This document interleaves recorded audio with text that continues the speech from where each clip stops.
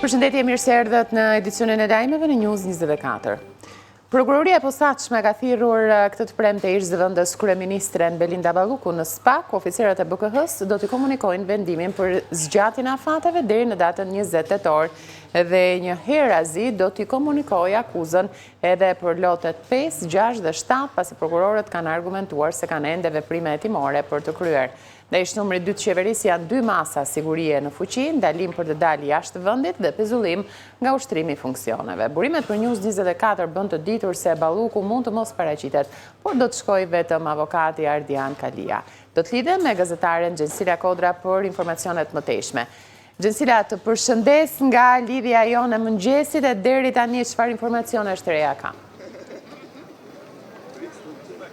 Nisita të përshëndes sërish, në fakt aty ku ishte parashikuar të paktën edhe sipas fletëthirrjes se ish ministria e infrastrukturës Belinda Balluku duhet të paraqitej pra rreth orës 10 të mëngjesit të kësaj të premte, pra të 31 korrikut, për t'ju komunikuar jo vetëm zgjatja e hetimeve, por gjasat janë edhe por sa i përket hetimeve të tjera apo e marrë pandehur, për sa i përket akuzave të tjera për jo vetëm për tenderin apo ndërtimin e tunelit të Llogaras, e cila është tashmë e marrë pandehur zyrtarisht për këtë vepër penale, por njëkohësisht edhe për lotet e tjera të Unazës së Madhe në Tiranë. Nga ana tjetër, pritet gjasat janë, paktën sipas të dhënave që kemi mundur të sigurojmë, që zonja Belinda Balluku të mos jetë e pranishme pra ditën e sotme dhe të mos paraqitet pranë agjentëve të Byros Kombëtare të Hetimit, të cilët priteshin t'i komunikonin asaj përsa i përket zgjasjes së hetimit me 3 muaj, pra deri në datën 20 tetor, por pritet që mund të ketë, gjasat janë që mund të ketë edhe një komunikim vetëm nëpërmjet avokatit të saj mbrojtës. Gjithsesi, edhe në një shkresë të dërguar, pra në emailin e dërguar pak ditë më parë, kur i është bërë dhe fletëthirrja nga ana e prokurisë posaçme SPAK për të paraqitur ditën e sotme, në fakt ka pasur një kundërpërgjigje, mund të themi sipas burimeve nga zonja Balluku, që të lihej një ditë tjetër apo të caktojë një ditë tjetër për të paraqitur për shkak të angazhimeve të saj. Pritet për të parë deri në orët në vijim, nëse do të kemi, paktën deri në këto momente nuk kemi parë pranishëm pranë prokurisë posaçme SPAK apo agjentëve të agjencisë të BK-s, pra të Byros Kombëtare të Hetimit, as të avokatit të saj mbrojtës, dhe pritet për të parë në orët në vijim nëse do të ketë një prezencë, mund të themi, apo një ardhje në SPAK në BK të zonjës Balluku apo jo. Paktën deri më tani ajo që dihet është vetëm që pritet i komunikohen zgjatja e hetimit, por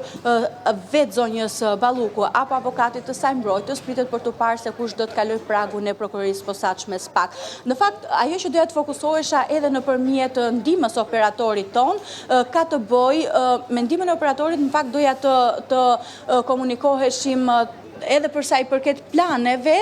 vetëm pak metra larg krave të mi, ka një mini protest, mund të quaj, të kryesisht janë të rinj, të cilët thuaj se në çdo protest thirrur në bulevardin Dëshmor të Kombit, siç mund ta quajmë ndryshe edhe të rinjt e Flamingos, kanë bërritur pranë ambienteve të prokurisë posaçme SPAK, aty ku me pankarta në duar dhe konkretisht me mbishkrime të ndryshme, siç është ajo e parrullës kryesore Bela